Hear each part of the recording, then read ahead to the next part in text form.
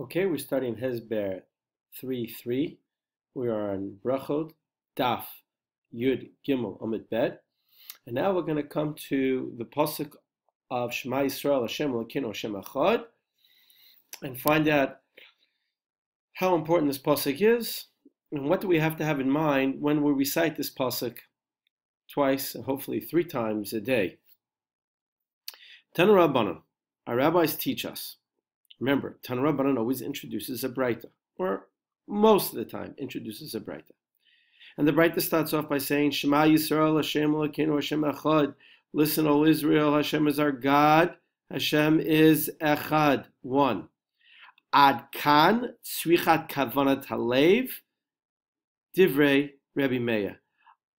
Until here, until the end of this pasuk, requires kavana of your heart. That's the words of Rebbe Meir. In order to fulfill the mitzvah of Shema, all you need to have kavana for is the 6 words of Shema Yisrael, Hashem Elokeinu, Hashem Echad. And who says that? Those are the words of Rebbe Meir. Amar Rava, and Rava comes along many generations later. Halacha keRebbe Meir. The halacha is like Rebbe Meir. So when we recite the 3 paragraphs of Shema, minimally all we need kavana for is 6 words of the Shema. Tanya, we have a Breita that says the following. Sumchus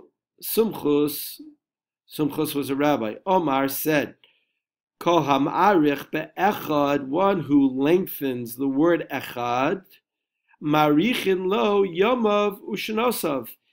He lengthens his days and his years. Basically, he'll have a long life. Mida keneged mida. If you're going to say echad long, you're going to prolong it, echad. So your years and your days will also be lengthened. We'll come back later and discuss what that actually means in practical terms. But that's what Sumcha says. So now, of course, who doesn't want long life? So it's pretty easy. I'll just say echad very long, and I'll have a long life. Pretty good, right? Don't have to work too hard. We'll come back to that. Amar Rav Acha bar Yaakov. Rav Acha bar Yaakov says, you know what Sumchas was talking about? Bedalit.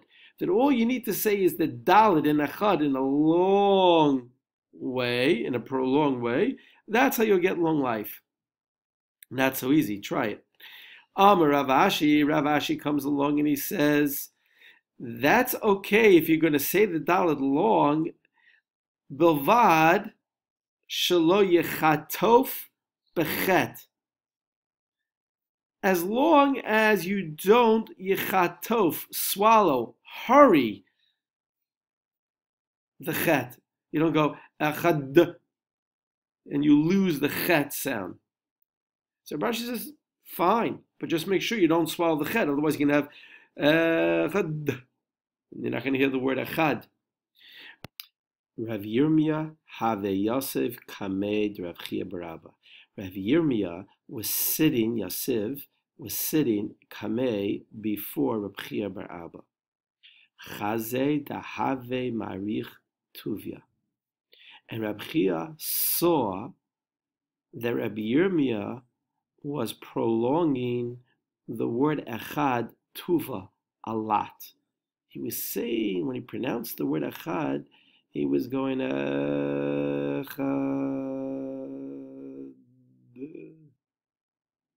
Amalei, Rav Chia bar Abba said to Rav Yirmiyah, Kevan da'malichte lemala ulamata ula'aba ruchos hashemayim.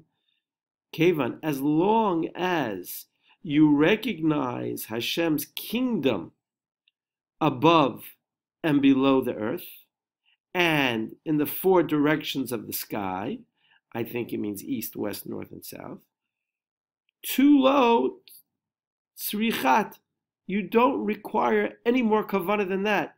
So that when you're saying the word echad, or when you're saying the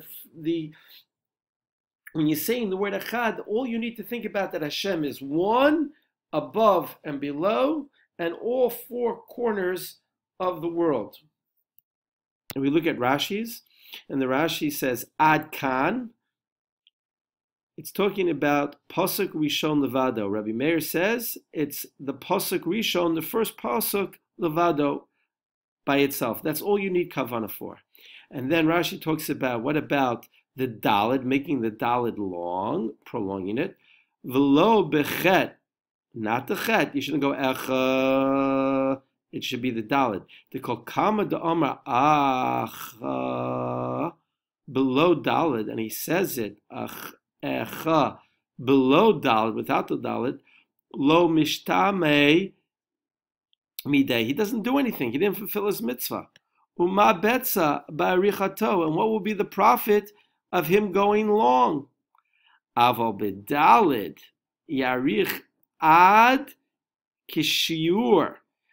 But if he says the dalid long enough for the amount sheyasnu belibo, that he's able to say it, to place in his heart, to do in his heart, Yachid Shemayim va'aretz, that Hashem is one in the heavens and the earth, ula'aba ruchoseha, and in the four corners of the four directions, the four winds of the world, kid mefarish lekaiman, as we'll explain later. So when you say echad, as long as you keep in mind, and this is important, that when we fulfill the mitzvah of Shema, and we say those 6 words, when we say echad, we have to say Hashem is one above and below, and the four corners of the earth.